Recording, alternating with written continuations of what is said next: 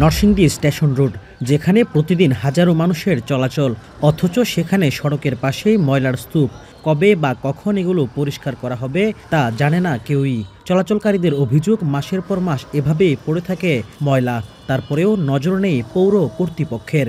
এখানে ছিল বিশাল একটা স্তূপ, মাস পরে রয়েছে। তারা ময়লা পৌরসভা কখনোই অবহেলার কারণে নিতে চায় না। সারা নরসিংদী শহরে আনাচে দেখবেন রাস্তাঘাটে এনে সেখানে ময়লা পড়ে রয়েছে। এদের বিশেষ করে দেখেন এদের একটা স্ট্যান্ড, এলাকার পরিবেশ নষ্ট হয়ে গেছে।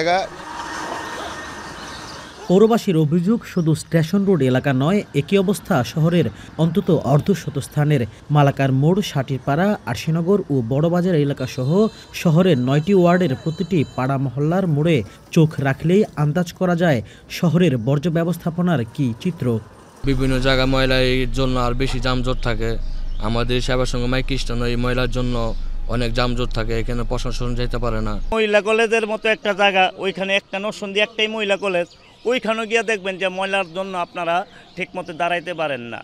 সেবা সংকের মোড়, এটাও একই অবস্থা। শহরের যানজটের কারণেও এসব স্তূপ কখনো কখনো ময়লা পরিষ্কার করা হলেও তা পর্যাপ্ত নয়।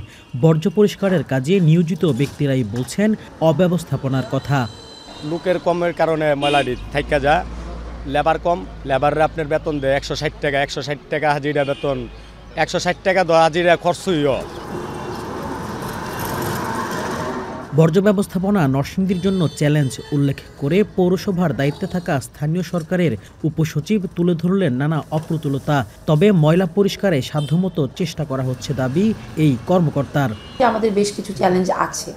মূলত এখানে যে বর্জ্য ব্যবস্থাপনার জন্য যে যানবাহনগুলো পৌরসভার পক্ষ থেকে ব্যবহার করা হয় সেগুলোর সংখ্যা খুবই অপ্রতুল, এবং পাশাপাশি দেখা যাচ্ছে যে এই যানবাহনগুলো কিন্তু অনেক পুরাতন। তারপরেও আমি সার্বক্ষণিকভাবে চেষ্টা করছি এবং বিষয়টাই বর্জ্য ব্যবস্থাপনার বিষয়টা আমি মনিটরিং করছি। প্রায় 2 লাখ মানুষের জনবসতি, 10.32 বর্গ কিলোমিটার আয়তনের নরসিংদী পৌরসভায় বর্জ্য ব্যবস্থাপনা বাবদ বছরে কত টাকা ব্যয় দেখানো হয়, 1 মাস ঘুরেও মেলেনি সে তথ্য। উল্টো পৌরসভায় গিয়ে বিপাকে পড়তে হয় টিম এখনকে।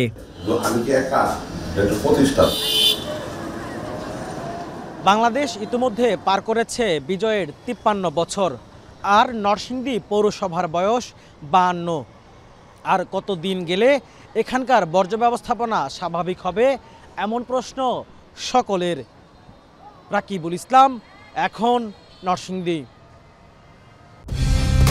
কালার এক্সপার্ট, জর্জ স্যাপ এবং মাইল্ড অন হ্যান্ডস টেকনোলজি সমৃদ্ধ অরিক্স ক্রিস্টাল ওয়াশ আপনার লন্ড্রি এক্সপার্ট।